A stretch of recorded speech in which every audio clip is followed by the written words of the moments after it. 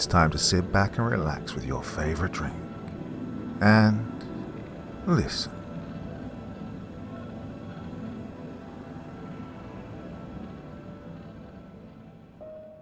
In this episode, Dr. Bird discovers a dastardly plot, amazing in its mechanical ingenuity, behind the apparently trivial eye trouble of the United States President. The Ray of Madness by Captain S.P. Meek. A knock sounded at the door of Dr. Bird's private laboratory in the Bureau of Standards. The famous scientist paid no attention to the interruption, but rather bent his head lower over the spectroscope with which he was working. The knock was repeated with a quality of quiet insistence upon recognition. The doctor smothered an exclamation of impatience and strode over to the door and threw it open to the knocker. "Hello, Carnes," he exclaimed as he recognized his visitor. "Come in, sit down. Keep your mouth shut for a few minutes. I'm busy just now, but I'll be free soon." "There's no hurry, Doctor," replied Operative Carnes of the United States Secret Service as he entered the room and sat on the edge of the doctor's desk. "I haven't got a case up my sleeve this time. Just came in for a little chat." "All right, glad to see you. Read the latest volume of Zeitschrift for a while? That article of Von Bayer's has got me guessing, all right." Carnes picked up the indicated volume and settled himself to read. The doctor bent over his apparatus. Time and again he made minute adjustments and gave vent to muttered exclamations of annoyance at the results he'd obtained. Half an hour later he rose from his chair with a sigh and turned to his visitor once again. "Well, what do you think of Von Bayer's alleged discovery?" he asked the operative. "That's too deep for me, Doctor," replied Carnes. "All I can make out of it is that he claims to have discovered a new element named lunium, but hasn't been able to isolate it yet. Is there anything remarkable about that? Seems to me I've read of other new elements being discovered from time to time." "Well, there's nothing remarkable about the discovery of a new element by the spectroscopic method," replied Dr. Bird. "We know from Mendeleff's table that there are a number of elements which we have not discovered as of yet. Several of the ones we know were first detected by the spectroscope. The thing which puzzles me is that so brilliant a man as Von Bayer claims to have discovered it in the spectra of the moon, whose name, lunium, is taken from Luna, the moon." "Why not the moon? Haven't several elements been discovered in the spectra of stars?" "Well, certainly. The classic example is Lockyer's discovery of an orange line in the spectra of the Sun in 1868. No known terrestrial element gave such a line, and he named the new element, which he deduced helium, from Helos, the Sun. The element helium was first isolated by Ramsay some 27 years later. Other elements have been found in the spectra of stars, but, well, the point I'm making is that the Sun and the stars are incandescent bodies, and can be logically expected to show the characteristic lines of their constituent elements in their spectra. But the moon is a cold body, without an atmosphere, and is visible only by reflected light. The element, lunium, may exist in the moon, but the manifestations which Von Bayer has observed must be not from the moon, but from the source of the reflected light which he spectroanalyzed. "Oh, you are over my depth here, Doctor." "Well, I'm over my own. I've tried to follow Von Bayer's reasoning, and I've tried to check his findings. Well, twice this evening I thought I caught a momentary glimpse of the screen of my fluoroscope of the ultraviolet line which he reports of characteristic of lunium, but, well, I'm not yet certain. Haven't been able to photograph it yet. He notes in his article that the line seems to be quite impermanent and fades so rapidly that an accurate measurement of its wavelength is almost impossible. However, well, let's drop the subject. Hey, how'd you like your new assignment?" "Well, that's all right. I'd rather be back on my old work, though." "I haven't seen you since you were assigned to the presidential detail. Yeah, I suppose you fellas are pretty busy getting ready for Premier McDougal's visit." "Well, I doubt he'll come," replied Khan soberly.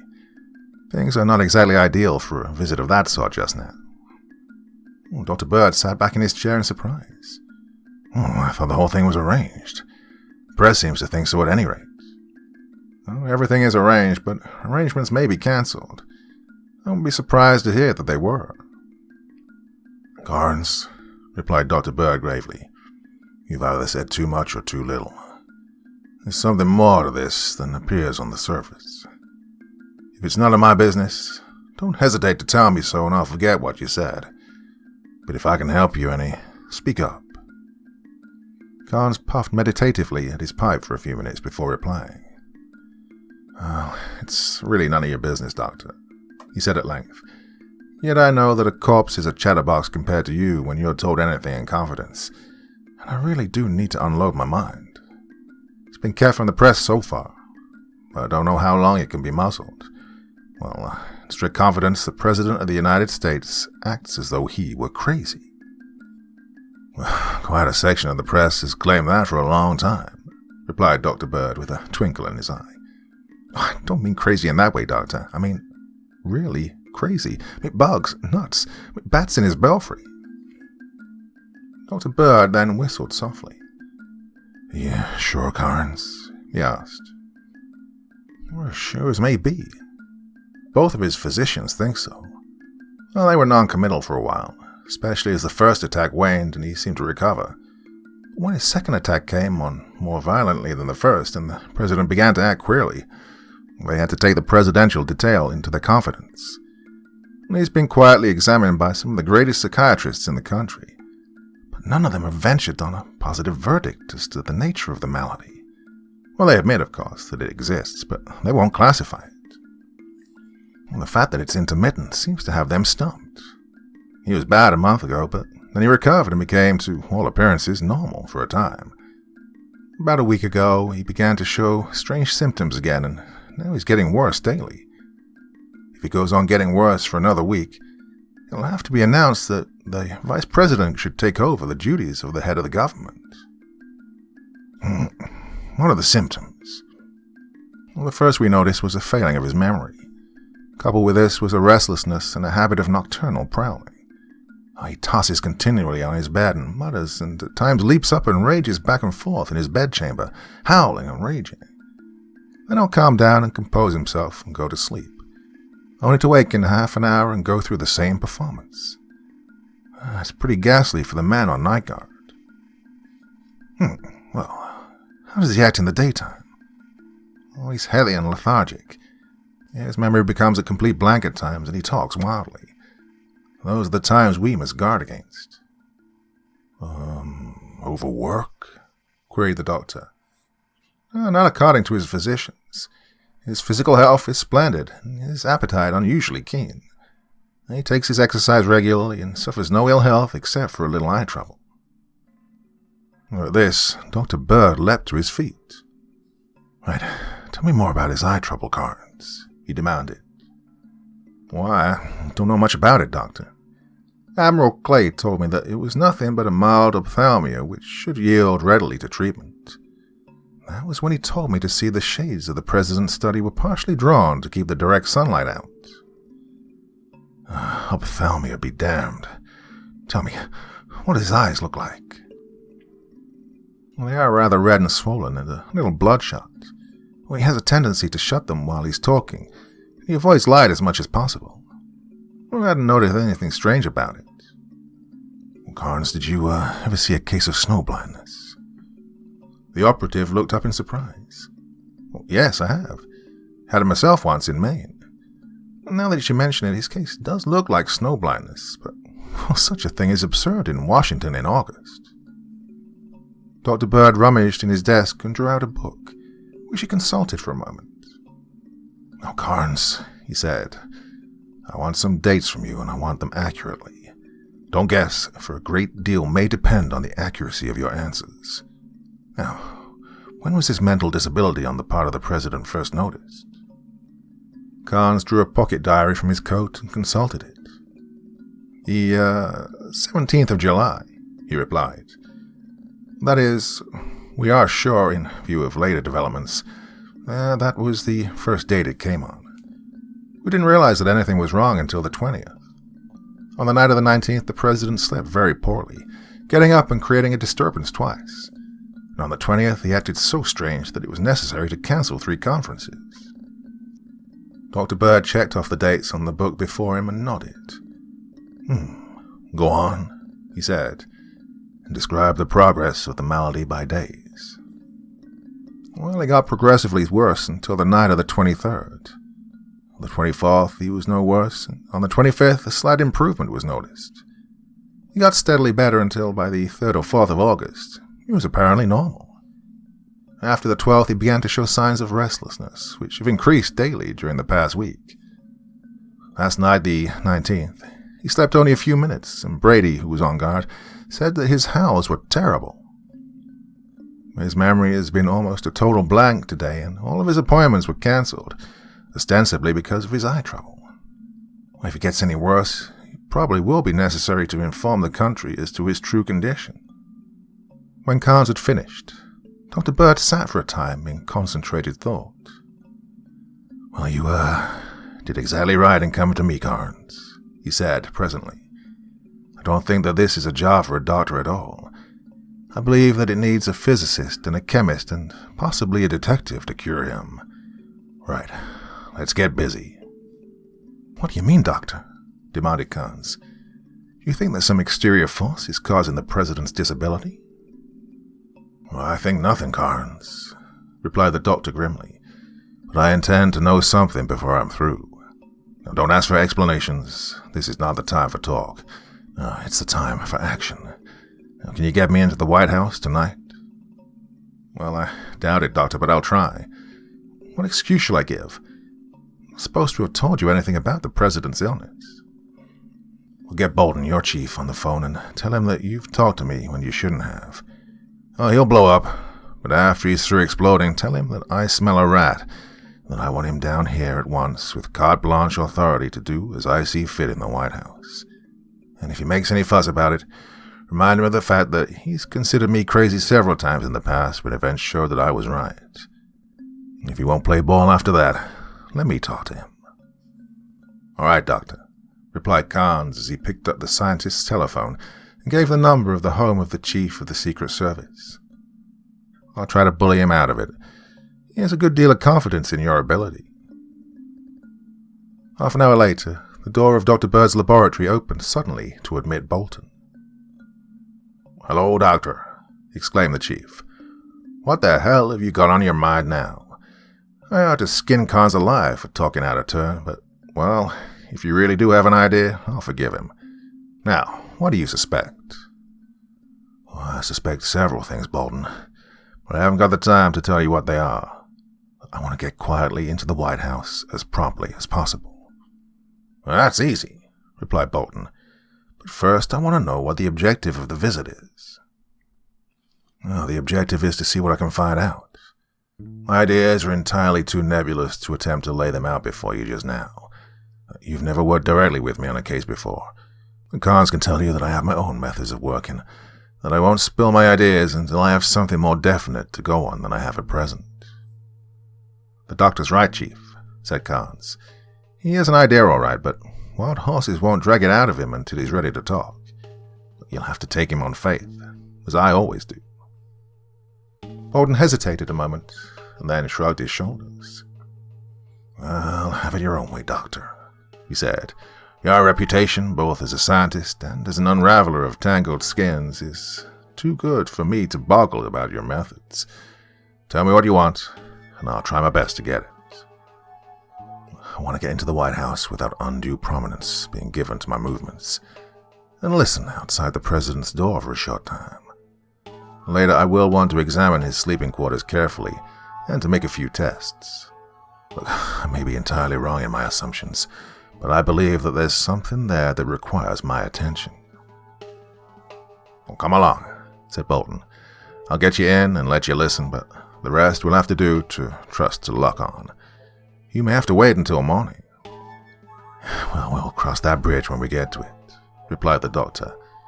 "I'll get a little stuff together that we may need."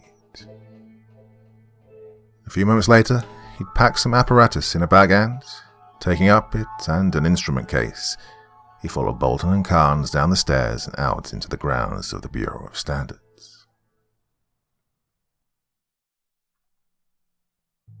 Part 2. "It's a beautiful moon, isn't it?" he observed. Carnes assented absently to the doctor's remark, but Bolton paid no attention to the luminous disk overhead, which was flooding the landscape with its mellow light. "My car is waiting," he announced. "All right, old man, but stop for a moment and admire this moon," protested the doctor. "Have you ever seen a finer one?" "Well, come on and leave the moon alone," snorted Bolton. "Oh, my dear man, I absolutely refuse to move a step until you pause in your headlong devotion to duty and pay the homage due to Lady Luna.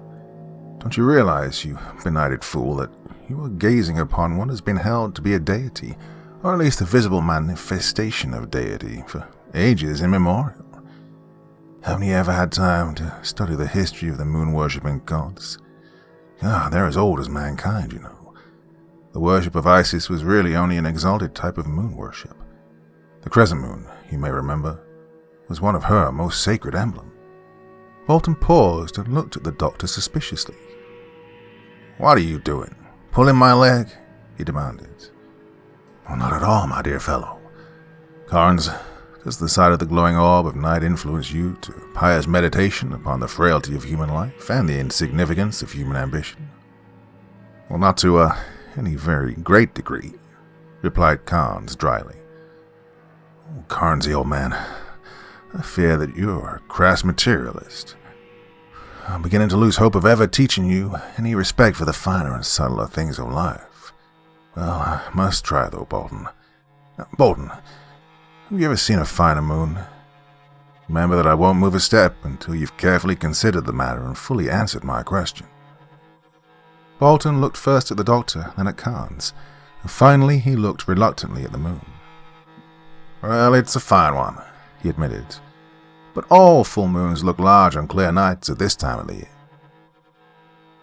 "Then you have studied the moon," cried Dr. Bird with delight. "Oh, I was sure." He broke off his speech then, suddenly, and listened. From a distance came the mournful howl of a dog. It was answered in a moment by another howl from a different direction. Dog after dog took up the chorus until the air was filled with the melancholy wailing of the animals. "See, Bolton," remarked the doctor, "even the dogs feel the chastening influence of the Lady of Night, and repent of the sins of their youth and the follies of their manhood. Or should one say doghood? Come along, I feel that the call of duty must tear us away from the contemplation of the beauties of nature." He then led the way to Bolton's car and got in without further words. Half an hour later, Bolton led the way into the White House. A word to the Secret Service operative on guard at the door admitted him and his party, and he led the way to the newly constructed solarium where the president slept. An operative stood outside the door. "What word, Brady?" asked Bolton in a whisper. He seems worse, sir. I doubt if he slept at all. Admiral Clay has been in several times, but he didn't do much good. There, listen. The president's getting up again." From behind the closed door which confronted them came sounds of a person rising from a bed and pacing the floor, slowly at first, and then more and more rapidly, until it was almost a run. A series of groans came to the watchers, and then a long, drawn-out howl. Bolton shuddered. "Ah, poor devil," he muttered. And Dr. Bird shot a quick glance around. Where's Admiral Clay?" he asked. "He's sleeping upstairs. Shall I call him?" No, take me to his room." The president's naval physician opened the door in response to Bolton's knock. "Is he worse?" he demanded anxiously. "I don't think so, Admiral," replied Bolton. "I want to introduce you now to Dr. Bird of the Bureau of Standards. He wants to talk to you about the case." "Well, I'm honored, Doctor," said the physician as he grasped the scientist's outstretched hand. "Oh, come in. Pardon my appearance, but I was startled out of a doze when you knocked. Now have a chair and tell me how I can serve you." Dr. Bird drew a notebook from his pocket. "I've received certain dates in connection with the President's malady from Operative Carnes here," he said, "and I wish you to verify them." "Oh, pardon me a moment, Doctor," interrupted the Admiral, "but may I ask what is your connection with the matter? I was not aware that you were a physician or a surgeon." Well, Dr. Bird's here by the authority of the Secret Service, replied Bolton. He has no connection with the medical treatment of the President, but permit me to remind you that the Secret Service is responsible for the safety of the President, and so have a right to demand such details about him as are necessary for his proper protection. Oh, I have no intention in obstructing you in the proper performance of your duties, Mr. Bolton, began the Admiral stiffly. Pardon me, Admiral, broke in Dr. Bird. Seems to me that we're getting started wrong here. I suspect that certain exterior forces are more or less concerned in this case, and I've communicated my suspicions to Mr. Bolton here. He in turn brought me here in order to request from you your cooperation in the matter. We have no idea of demanding anything, and are really seeking help which we believe you can give us. Pardon me, Admiral, said Bolton. I had no intention of angering you. Oh, I'm at your service, gentlemen, replied Admiral Clay. What information did you wish, Doctor? Well, at first merely a verification of the history of the case as I have it. Dr. Bird then read the notes he'd taken down from Carnes, and the Admiral nodded in agreement. Those dates are correct, he said. Now, Admiral, there are two further points on which I must get enlightenment. The first is the ophthalmia, which is troubling the patient. Well, there's nothing to be alarmed about as far as symptoms go, Doctor, replied the Admiral. It is a rather mild case of irritation, somewhat analogous to granuloma, but rather stubborn. He had an attack several weeks ago, and while it didn't yield to treatment as readily as I could have wished, it did clear up nicely in a couple of weeks, and I was quite surprised at this recurrent attack. But his sight is in no danger. And have you tried to connect this ophthalmia with his mental aberrations? Why, no, Doctor. There is no connection. Are you sure? I am certain. The slight pain which his eyes give him could never have such an effect upon the mind of so able and energetic a man as he is.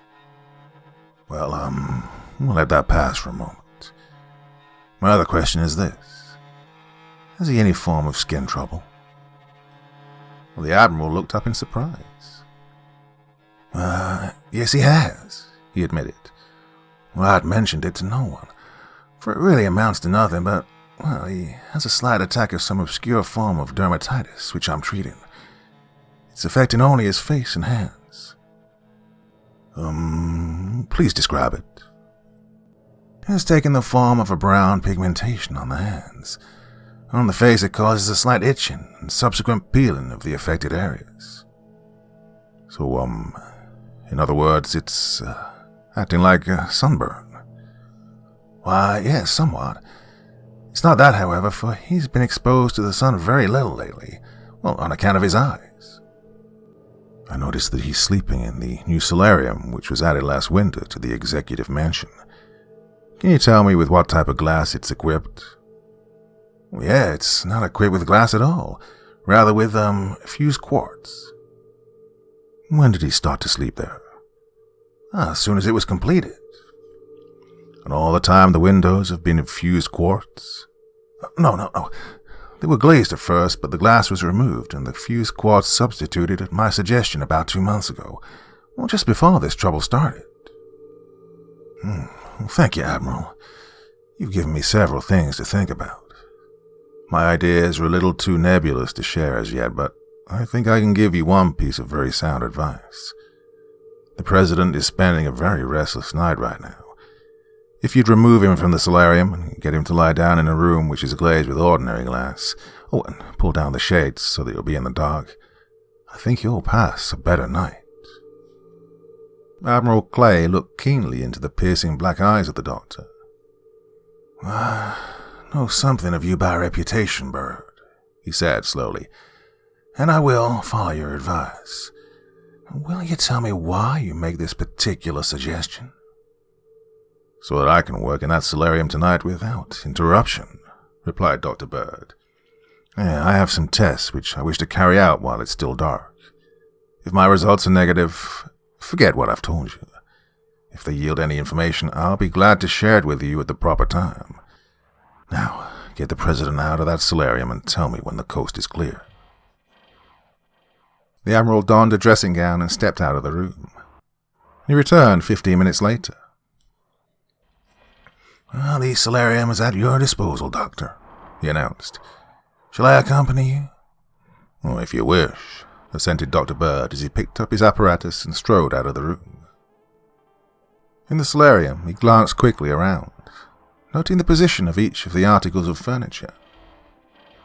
"Well, I presume that the President always sleeps with his head in this direction," he remarked, pointing to the pillow on the disturbed bed. The Admiral nodded. Dr. Bird opened the bag which he'd packed in his laboratory, took out a sheet of cardboard covered with a metallic-looking substance, and placed it on the pillow. He stepped back and donned a pair of smoked glasses, watching it intently. Without a word, he took off the glasses and handed them to the Admiral. The Admiral then donned them and looked at the pillow. And as he did so, an exclamation broke from his lips. "What? That plate, it seems to glow," he said in an astonished voice. Dr. Bird stepped forward and laid his hand on the pillow. He was wearing a wristwatch with a radiolite dial. The substance suddenly increased its luminescence and began to glow fiercely, long, luminous streamers seeming to come from the dial. The doctor took his hand away and substituted a bottle of liquid for the plate on the pillow. Immediately the bottle began to glow with a phosphorescent light. "Oh, what on earth is it?" gasped Carnes. "Excitation of a radioactive fluid," replied the doctor. "The question is, what is exciting it? Now, somebody get a stepladder."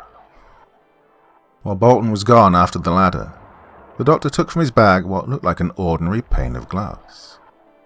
"Here, take this, Carnes," he directed, "and start holding it over each of those panes of quartz, which you can reach, that is, and stop when I tell you to."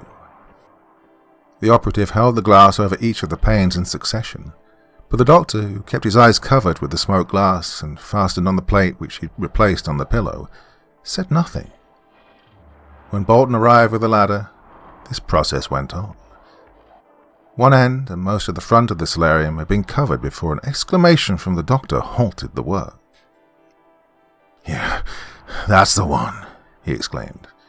"Now hold the glass there for a moment." Hurriedly he removed the plate from the pillow and replaced the phial of liquid. There was only a very feeble glow. "Good enough," he cried. "I'll take away the glass, but mark that pane and be ready to replace it when I give the word."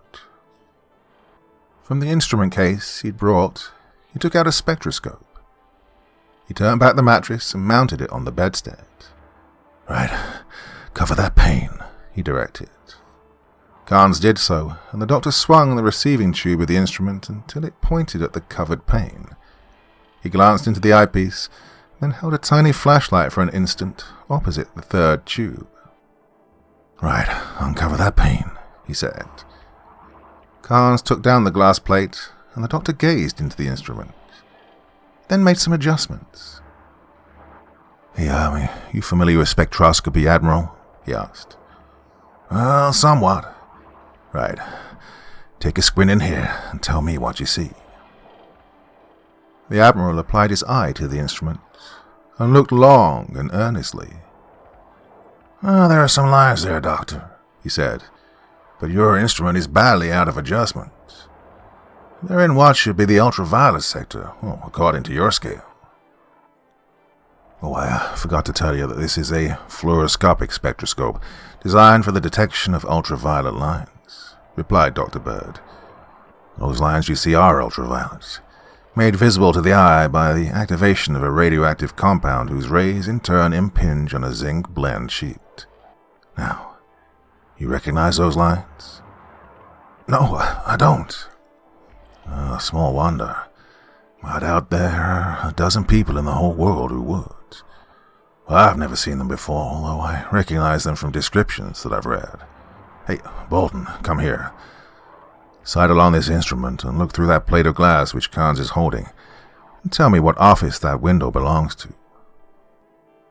Bolton sighted as directed up at the side of the State, War and Navy building. "Well, can't tell exactly at this time of night, Doctor," he said, "but I'll go into the building and find out." Please do so. Hey, you have a flashlight?" "Yeah." "Now, flash it momentarily out of each of the suspected windows in turn, until you get an answering flash from here. When you do, flash it out of each pane of glass in the window, until you get another flash from here. Then come back and tell me what the office is. Mark the pane, so we can locate it again in the morning." Part 3. It's the office of the Assistant to the Adjutant General of the Army," reported Bolton 10 minutes later. "What's there in the room?" "Nothing but the usual desks and chairs." "I suspected as much. The window is merely a reflector. That's all we can get for tonight, gentlemen. Now, Admiral, keep your patient quiet in a room with glass windows, preferably with the shades drawn until further notice. Bolton, meet me here with Carnes at sunrise. Have a picked detail of 10 men standing by. We can get hold of them in a hurry. In the meantime, get the Chief of the Air Service out of bed and have him order a plane at Langley Field to be ready to take off at 6 a.m.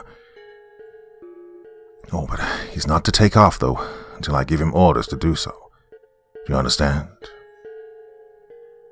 "Everything will be ready for you, Doctor, but I confess that I don't know what this is all about." "It's the biggest case you've ever tackled, old man, and I hope that we can pull it off successfully. I'd like to go over it with you now, but I'll be busy at the bureau for the rest of the night. Drop me off there, will you?" At sunrise the next morning, Bolton met Dr. Bird at the entrance to the White House grounds. "Where's your detail?" he asked. "In the State War and Navy building."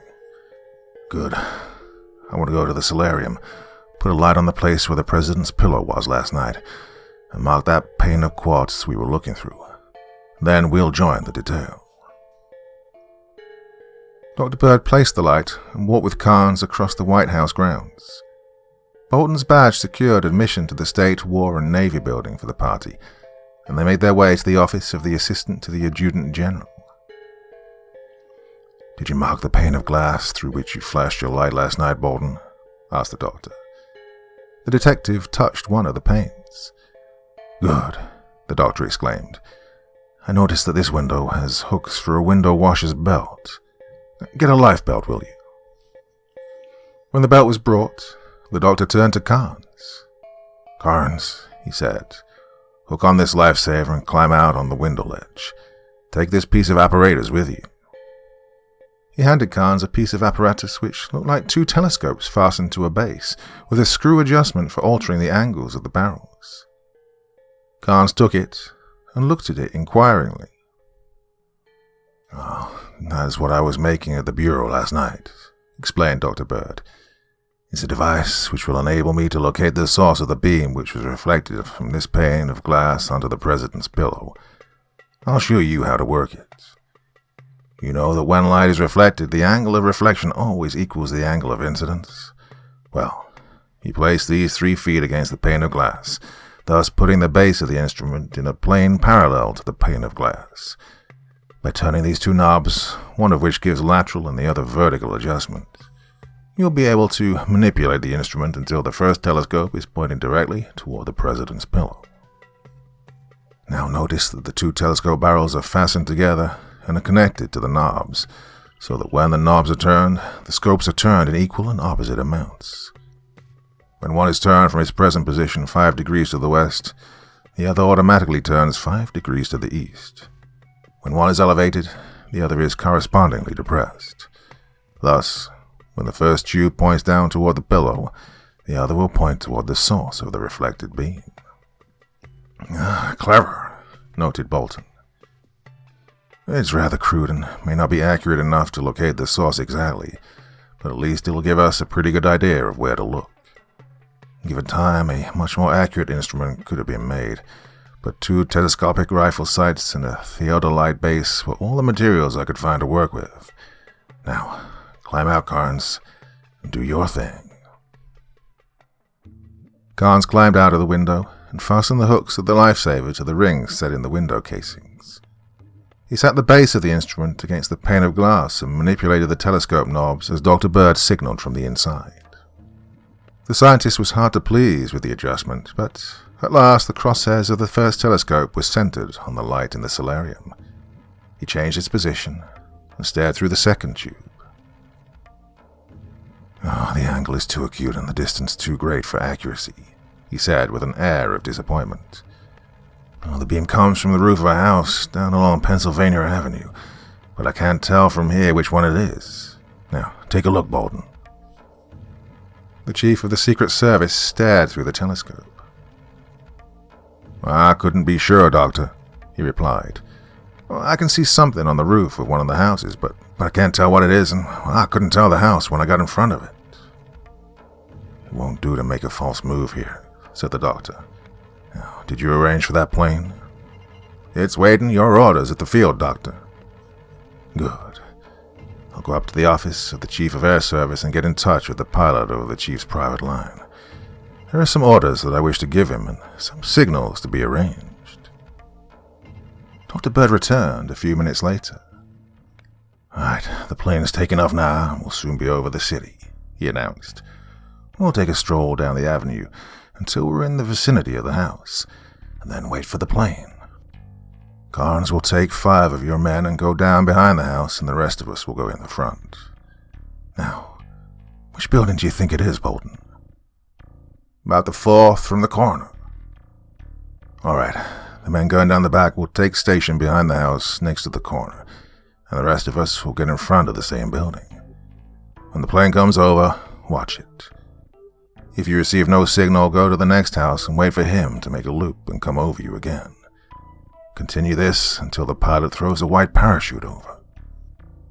That's the signal that we're covering the right house. When you get that signal, Carnes, leave 2 men outside and break in with the other 3. Get that apparatus on the roof and the men who are operating it. Bolton and I will attack the front door at the same time. Right, does everybody understand?" Murmurs of assent came from the detail. "All right, let's go. Carnes, lead out with your men and go half a block ahead so that the 2 parties will arrive in position at about the same time." Carnes left the building with 5 of the operatives.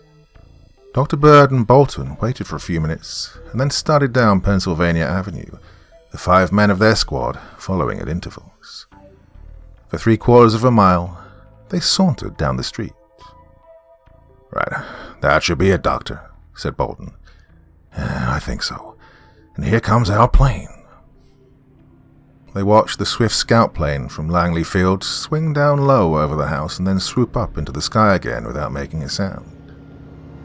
The party walked down the street 1 house more and then paused. Again, the plane swept over them without a sign. As they stopped in front of the next house, a white parachute flew from the cockpit of the plane, and the aircraft, its mission accomplished, veered off to the south towards its hangar. "Ah, this is the place," cried Bolton. "Haggerty and Johnson, you 2 cover the street. Beamish, take the lower door. The rest come with me." Followed closely by Dr. Bird and 2 operatives, Bolton sprinted across the street and up the steps leading to the main entrance of the house. The door was barred, and he hurled his weight against it without result. "Step aside, Bolton," snapped Dr. Bird. The diminutive chief drew aside, and Dr. Bird's 200 pounds of bone and muscle crashed against the door. The lock gave, and the doctor barely saved himself from sprawling headlong onto the hall floor. A woman's scream rang out, and the doctor swore under his breath. "Right, upstairs, to the roof." Followed by the rest of the party, he sprinted up the stairway which opened before him. Just as he reached the top, his way was barred by an Amazonian figure in a green bathrobe. "Who the devil are you?" demanded an outraged voice. "Police," snapped Bolton. "Step aside." "What side is it?" demanded the fiery-haired Amazon. "The devil will stop you until you tell me your business. What the devil are you doing in the house of a respectable female at this hour of the morning?" To one side, I tell you, cried Bolton, as he strove to push past the figure that barred his way. Ah, you would you, little man? Demanded the woman as she grasped Bolton by the collar and shook him as a terrier would a rat. Dr. Bird stifled his laughter with difficulty and seized her by the arm. With a heave on Bolton's collar, she raised him from the ground and swung him against the doctor, knocking him off his feet. "Help! Police! Murder!" she screamed at the top of her voice. "Damn it, woman. Look, we're on it."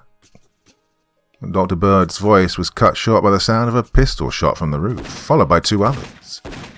The woman dropped Bolton and slumped into a sitting position and screamed lustily. Bolton and Dr. Bird, with the two operatives at their heels, then raced for the roof. Before they reached it, another volley of shots rang out, these sounding from the rear of the building.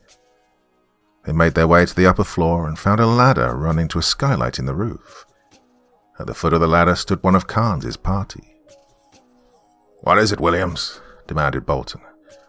"I don't know, Chief. Carnes and the other two went up there. Then I heard shooting. My orders was to let no one come down the ladder." As he spoke, Carnes's head appeared at the skylight. "That's the right place, all right, Doctor," he called. "Come on up. The shooting's all over." Dr. Bird mounted the ladder and stepped out onto the roof. Set on one edge was a large piece of apparatus, toward which the scientist eagerly hastened. He bent over it for a few moments and then straightened up. "Hey, where's the operator?" he asked. Carnes silently led the way to the edge of the roof and pointed down. Dr. Bird leaned over. At the foot of the fire escape, he saw a crumpled, dark heap, with a Secret Service operative bending over it. "Is he dead, Olmsted?" called Carnes. "Dead as a mackerel," came the reply. "Richards got him through the head on his first shot." "Right. Good business," said Dr. Bird. "He probably could never have secured a conviction, and the matter is best hushed up anyway. Bolton, have two of your men help me get this apparatus up to the bureau. I want to examine it a little. Have the body taken to the morgue and shut up the press.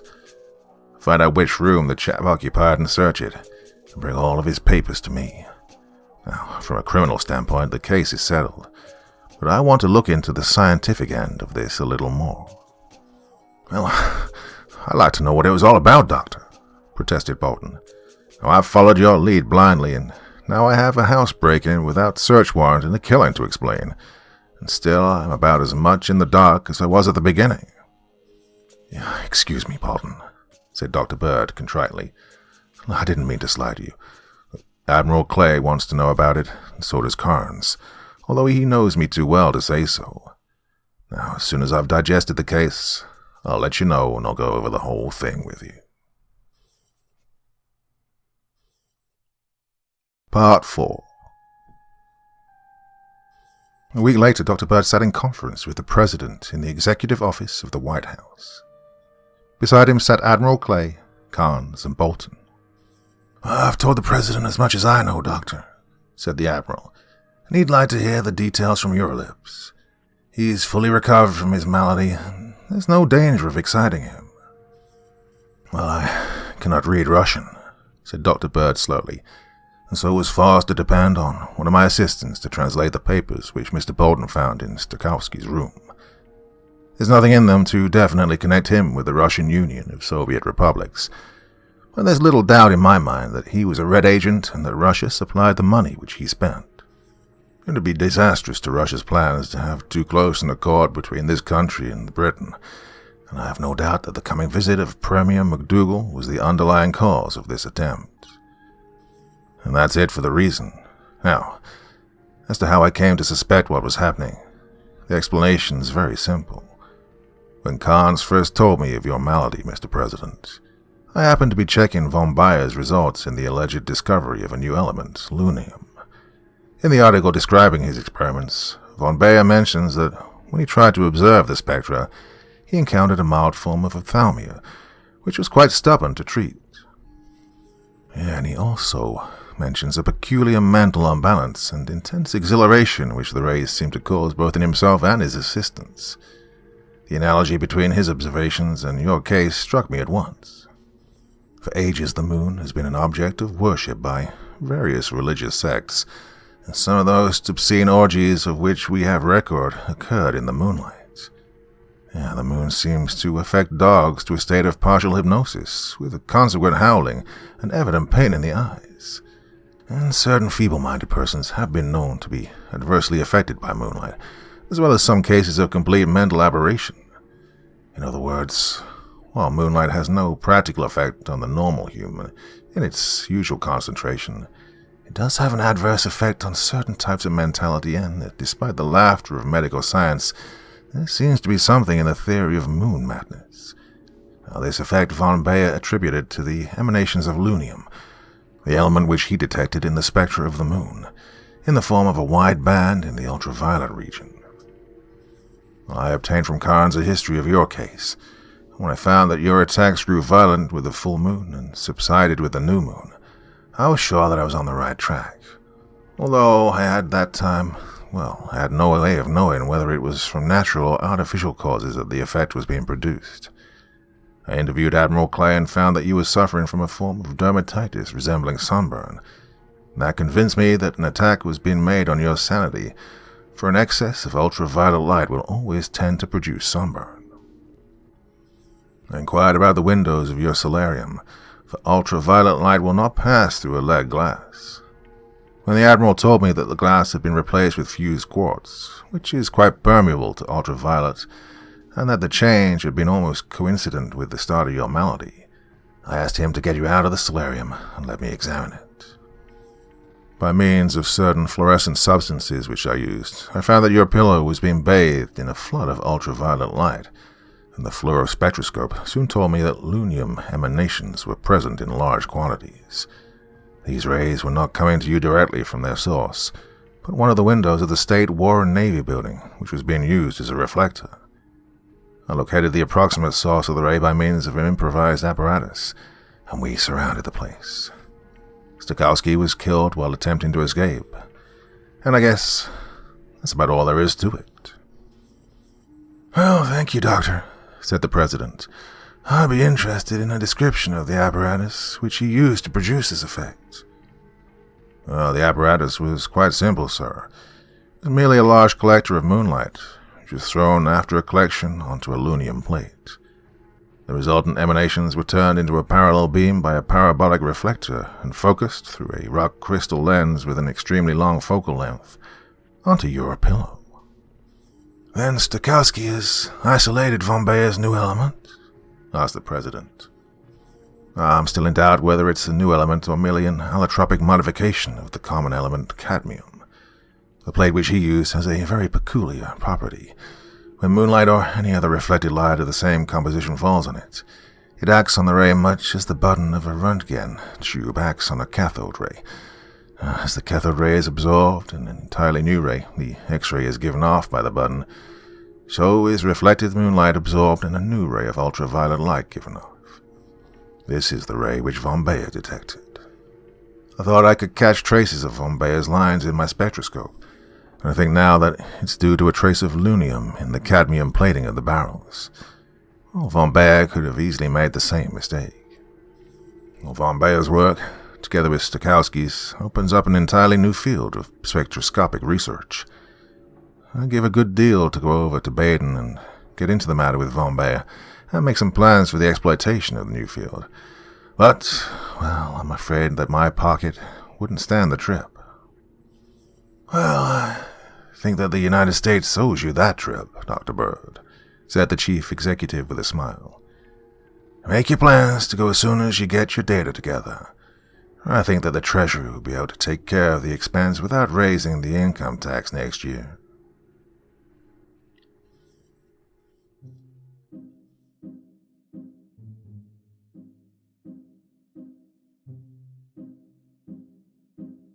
What do you think of that one, then? Sounds crazy? Impossible? Maybe it's something that's driving the current president crazy. Only joking, of course. Well, another fantastic old-school sci-fi story for you there. Really enjoying this series. I hope you are too. And, something different coming up next. I like to do these every now and again, but not all the time. looking for something super creepy for my next video. So hope you're going to enjoy that one too. Well, my dear friends, New Year's coming up, and there'll be another huge collaboration. Thank you so much for everybody watching the one that we did for Christmas. More of the same coming up for the New Year. But something else before then as well. Well, that's enough for this evening, my dear friends. Till the next time, very, very sweet dreams, and bye-bye.